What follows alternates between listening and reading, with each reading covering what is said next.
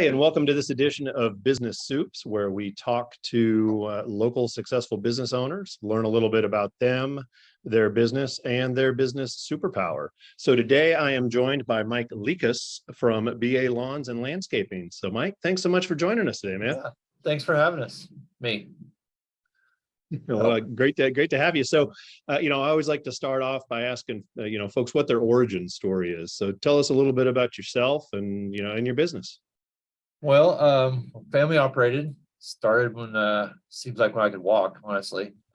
Started mowing grass when I was 13. My brother and I, which he's got his own company here local. We both do well and both thrive and bounce stuff back and forth all the time. But started out mowing grass, and then went to high school and graduated. And at that time I was working in golf course and in school and soccer and band and all that stuff, going 8 directions like I do now, just different. And when I graduated, I said, no more, I'm moving to my own thing. I've been self-employed ever since then. And that was back from 96. So been doing it for 31, 32 years now. And I got, 11 employees and bookkeepers and whole other line of crazy. So it's been a crazy ride. I'm blessed and thankful, and I learn stuff every day. Okay, so then it sounds like you actually started the business in high school, maybe took a little bit of a hiatus and then came back and started it back up. I never stopped. I was working for, when I work at the golf course, and I was mowing on the side. Okay. Back then, and just once I graduated, I just went all in, leap of faith, I guess. And then come winter times like that, sometimes I'd have to pick up a part-time job because I wasn't as established and able to make it through the winters because it is our slower time. But now it's not my slower time anymore. It's just as busy as everything else. The foot maybe comes off the gas a little bit, but we still stay steady and busy, and the weather's just the biggest challenge. Right. We just keep growing. What all is incorporated in B.A Lawns and Landscaping? What all do y'all do? So I've done the lawn maintenance. We're not doing lawn maintenance at this time. We dropped it when COVID hit and went to just strictly design build. And I'm very thankful for doing that step. And it's a lot of fun. We get to do some cool projects and meet a lot of cool people. At some point, we'll bring the maintenance side back because it is a cash flow thing, but it was just too much to jump into it with everything else and there. So one thing at a time. So, and finding employees do like that too is sometimes a challenge, but the guys I have now are skilled. I can't pull them off to go mow grass. So it's just another venture. So you talked a little bit about this, but there's a difference in somebody who works for somebody else and somebody who owns their own business. So what was it specifically about owning your own business that really appealed to you and made you decide, hey, I'm gonna jump in and do this thing? Oh, I started when I was young, and then you get used to seeing the money, good or bad, but you still got to know your numbers, which I've really been diving in the last 3 months, because it may look like you're making money, but you do all the number crunching, you're like, whoa, I'm not charging what I need. I'm not recovering all my overhead. But I've been diving into that the last couple months and trying to, learn from your mistakes. So do everything once, and then you go, well, okay, I live from here, keep moving. A great point that you make, because so often when we talk to business owners, they don't know their numbers, right? And there's a saying, revenue is vanity and profit is sanity. And it's not how much you make, it's how much you keep that really matters when you own your own business. Yeah, and I kind of treat my guys like not like your normal boss would, or we all become like a work family in a sense. So I go on my way to show them I care and tell them I'm thankful for them, and just praise them. And most of the time they won't leave, so I don't really have high turnover. So which is kind of a blessing, but at the same time, and it's hard to find good people, and I've kind of learned you're always hiring. You're always looking for that new rock star to come into the mix, because 1 or 2 guys will totally just change everything for what you got going. That really is important, the culture of the organization. So have you got some pretty good leaders? I'm sorry? I do. The culture, that's a good word I was missing, but some good leaders, some I can dump things on, and more I delegate to get off my plate, other things find on my plate, and I'm like, God, how did I do all this to begin with? But just do what you got to do as a business owner. It's got its rewards, ups and downs, just like anything. But you got to learn to balance. So I play in a men's league in soccer. That's my balance a little bit. Some guys go to the gym. Some people you got to have some me time.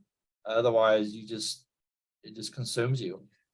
So that kind of helps me feel a little level-headed. And then the biggest thing I've done is pay yourself a weekly paycheck.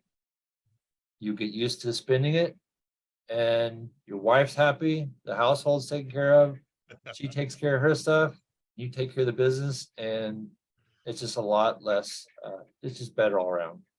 At that point, because the one of the theories is to pay yourself at least what you would pay somebody else to do your job.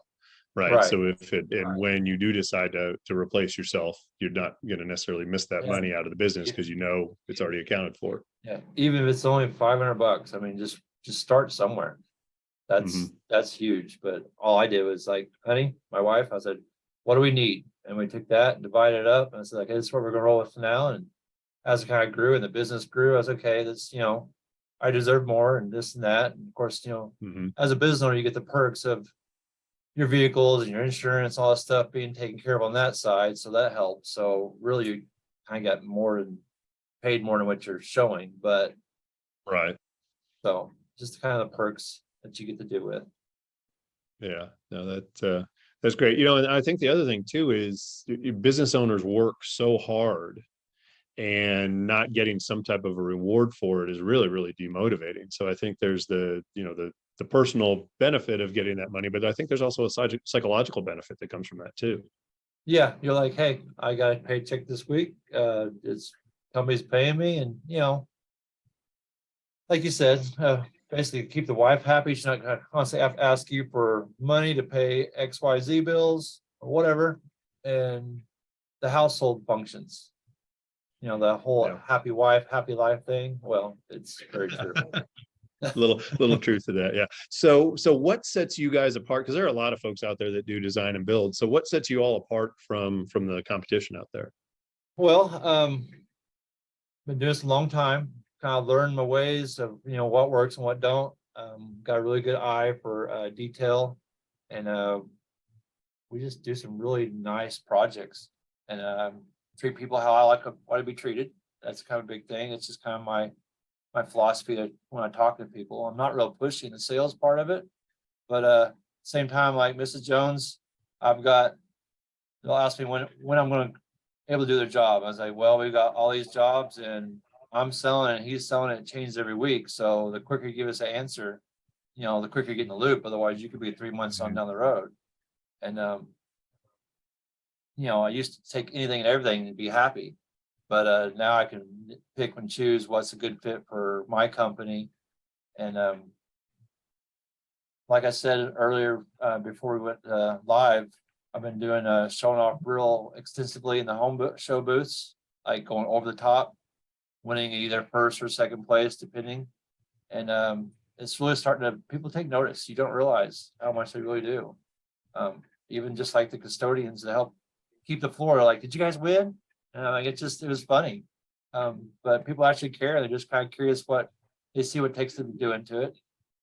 My crews are passionate about it all, and I'm just feel thankful. That just comes down to me thanking them and praising them too as well. And they kind of, they're not an employee, which is awesome. Yeah, it's great to have that family feel in the business. Do you ever kind of run into any challenges there though, as far as people maybe taking advantage of that? Yeah, sometimes people can get too close. Sometimes it makes it hard to. Sometimes when it's not a good fit anymore, to let them go. But that's life. Life's always tough. But it does make a challenge. I've had my mom used to work for me, which was great. And actually Joshua, the guy behind me, took her place last year when she retired. And it's very good blessing. So my dad actually still helps keep the guys lined out and delivers material, and he's my other eyes when I can't be there. So it works. Still growing. Been holding the reins back, the growth wheel forever, and I kind of let go and it just explodes. So controlled growth as much as I can. if there's such thing. Very good. Yeah. You mentioned that your mom was working with you right after you mentioned letting people go. I was a little concerned you were going to tell us that you had to fire your mom. So Right. glad to hear that she No, retired. Mom retired.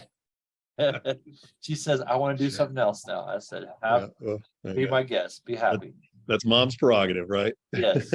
Big question, the kind of the focus of this interview series is the business superpower. So what would you say your business superpower is? The ability to probably problem solve.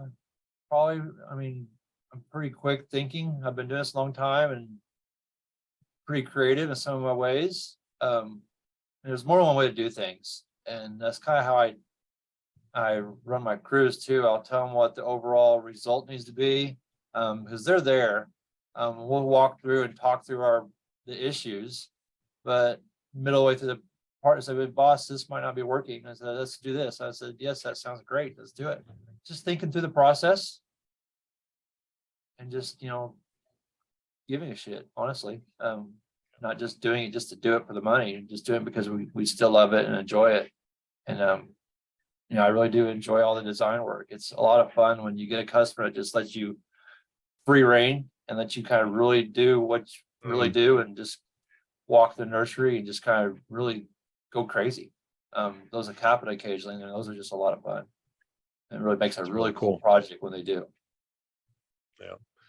So you said that you've got some pretty good growth going. Obviously, there's some folks who are concerned about economic slowdowns and things like that. So what's your prognosis for your business in 2023? What do you think is going to happen?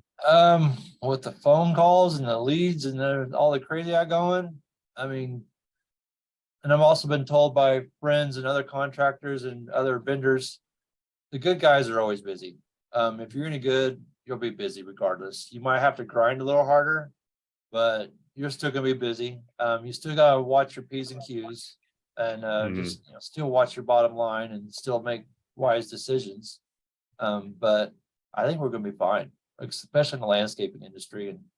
And here in Oklahoma, it seems like we're always a slower to feel the effects in the coast states.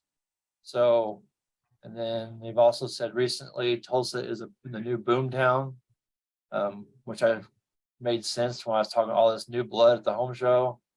And it's just crazy. People are like, hey, it's cheap here. I'm like, sweet, well then pay me. Yeah, exactly. So, yeah, so prices went up. Yeah. But very cool. So very good things on it. It's gonna be a good year. Good. Glad to hear that. So last question here. What nugget of advice would you have for other business owners, whether they're established or starting out? Just, what's some good advice for them? Make friends in your industry. It's a small world. Don't go burning bridges. It does get back around to you. And there's plenty of work for everybody. That's probably the biggest thing for what I kind of feel like. And I'm getting referrals from other guys because they can't get to it, or they decide to go a little bit different direction in the revenue stream. And so I'm getting, never thought that would be the case, but it's kind of adding to my workload, honestly. But it's a grind. Find your balance. I'm not perfect. I'm still figuring out some days myself. But I also have a industry mentors I've started on. I follow Tony Bass and then some others as well. And that helps a lot. So you kind of got some different networking and kind of gauges to see how you're doing versus other. And they've been there, done that. Some of these guys, kind of like one of the things I've always been told is, you want to be a millionaire, you need to hang out with millionaires. As an example. Right. So it's that different mindset and philosophy. So whoever you hang out with is really who you're going to slowly become involved too. Yeah, stay at it. Life's not easy, but the sun still comes up the next day. So just keep rolling. Yeah. That's a great piece of advice. And I love that you're coming from a place of abundance, right? Because there is enough out there for everybody, and that whole rising tide raises all buoys. So, well, Mike, thanks so much for taking some time out of your day to hang out with us today. It's my pleasure. And really do appreciate it. All yeah, right. Likewise. Thank you, sir. Thank you. Okay.